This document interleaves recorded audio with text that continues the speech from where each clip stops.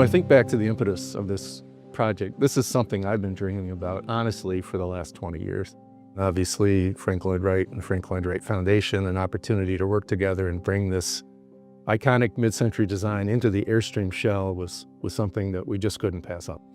Partnering on this design is something that we've wanted to do for a long time. This is a dream come true to actually see this trailer happen.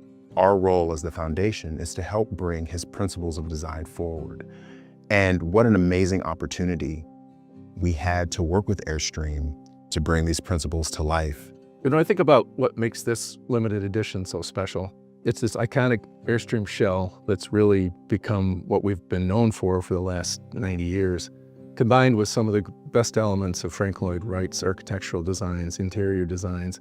The application of Usonian principles, where you get this narrow compression in the middle of the trailer that opens up to these great spaces in the front and the back. The use of windows to bring nature in. Wally Byam, our founder, was this fascinating, iconoclastic character, quirky, driven, focused. And it's amazing to think that one guy with this force of will can create this company that's been so lasting. Frank Lloyd Wright had very humble beginnings in the rural areas of Wisconsin. He wanted to know the world around him and to make that world a better place. And through his work, through his principles, through his vision, he was able to realize some of the most astounding changes to architecture that not only made buildings appear interesting, but also changed how people lived and worked together. You think about how they incorporated nature into their designs. Frank Lloyd Wright designing his products to blend in with the natural surroundings where they were set. Wally Byam's approach was to bring nature inside to the travel trailer with lots of windows, connect people with the natural spaces even when they were indoors. And the driving principle behind the product itself, of course, is to get people out into nature.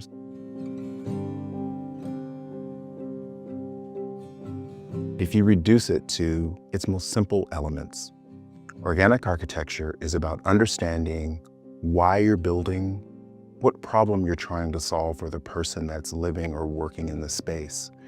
And then once you understand who you're building for and why you're building, to then start to consider the site where you build, where you need to place those spaces that you construct.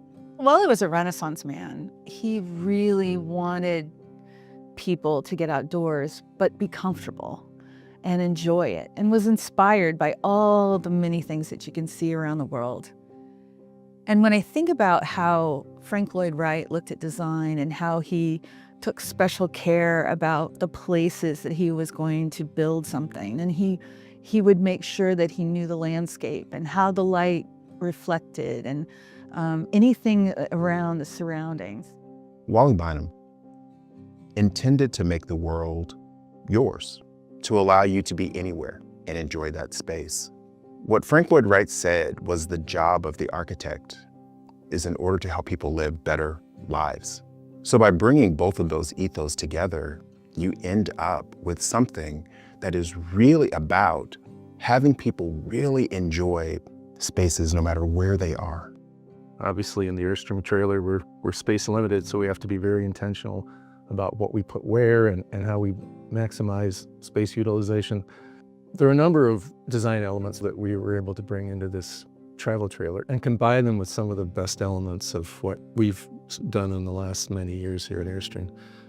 Elements like this beautiful light fixture that ties all the lighting in the ceiling from the front to the back of the travel trailer together and gives it an indirect element that really creates a great environment and atmosphere. The application of Usonian principles with his principles of convertibility have everything do at least two things. For Frank Lloyd Wright, his designs became less complicated and more purposeful, more useful for those people who would be living or working in those spaces. He very much wanted to bring indoor and outdoor together. You'll see this on many of his houses. Large picture windows, mitered glass, so you don't really have an obstructed view as you're looking out. Large doors that open up to the outside. There are windows that are all throughout the structure of the system. You have windows on the side that allow lots of natural light in. You have vista windows at the top. So even as you have the privacy that you need while you're traveling, the beauty of natural light comes in through those vista windows to illuminate the space.